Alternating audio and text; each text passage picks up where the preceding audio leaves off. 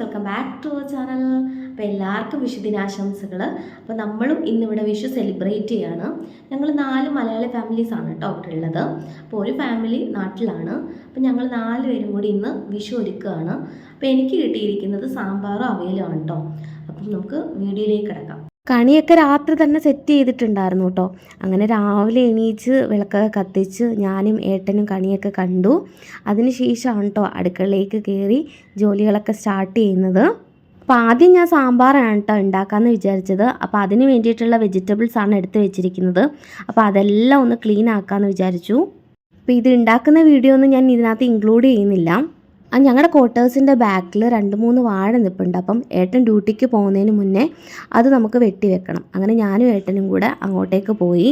സാധാരണ നോർത്തേൺ സൈഡിൽ പോകുമ്പോൾ വാഴയിലേക്കാണ് ക്ഷാമമുള്ളത്. എന്തായാലും ഭാഗ്യം കൊണ്ട് നമ്മുടെ ക്വാർട്ടേഴ്സിൻ്റെ പുറകിലായതുകൊണ്ട് നമുക്ക് എപ്പോൾ വേണമെങ്കിലും വാഴയിലേക്ക് ഒരു ക്ഷാമമില്ല കേട്ടോ. എന്തായാലും എല്ലാവർക്കും വേണ്ടിയിട്ടുള്ള വാഴയില നമുക്ക് ഇവിടുന്ന് കിട്ടി കേട്ടോ.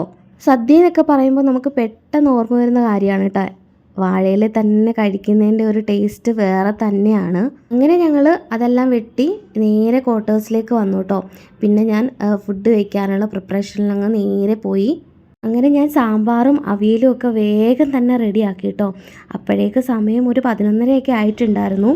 12 മണിയൊക്കെ കഴിഞ്ഞപ്പോഴത്തേക്ക് വീട്ടിലേക്ക് എല്ലാവരും വന്നു കേട്ടോ. അപ്പോൾ എല്ലാവരും അവരുടേതായിട്ടുള്ള ഫുഡ് വിഭവങ്ങളൊക്കെ കൊണ്ടുവന്നിട്ടുണ്ട്.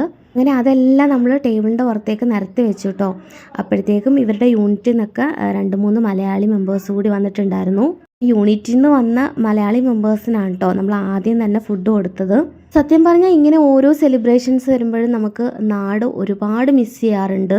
എല്ലാവരും ഇതുപോലെ ഓരോ സെലിബ്രേഷൻസും നമുക്ക് ഇതുപോലെ നമ്മൾ ഏറ്റെടുത്ത് ചെയ്യുമ്പോൾ നമുക്ക് നാട് അത്ര മിസ് ചെയ്യാറില്ല. കാരണം നമ്മളും അവിടെ പോലെ തന്നെ ഇവിടെ ആഘോഷിക്കുന്നുണ്ടല്ലോ എന്ന് മനസ്സിൽ തോന്നുമ്പോൾ നമ്മളും വളരെ ഹാപ്പിയാണ്. ഓരോ സ്റ്റേറ്റിൽ ചെല്ലുമ്പോഴും ഓരോ പുതിയ ഫാമിലി മെമ്പേഴ്സിനെ പരിചയപ്പെടുമ്പോഴും നമുക്ക് നാട്ടിൽ ചെല്ലുമ്പോൾ ഇതൊക്കെ ഒരു മെമ്മറിയാണ് എപ്പോഴും നമുക്ക് ഓർത്തിരിക്കാൻ. അങ്ങനെ ഞങ്ങളും ഫുഡ് കഴിക്കാനിരുന്നു കേട്ടോ. അപ്പോൾ ഒരുപാട് നാളുകൾക്ക് ശേഷമാണ് ഞാനിപ്പോൾ ഒരു സദ്യ കഴിക്കുന്നത്.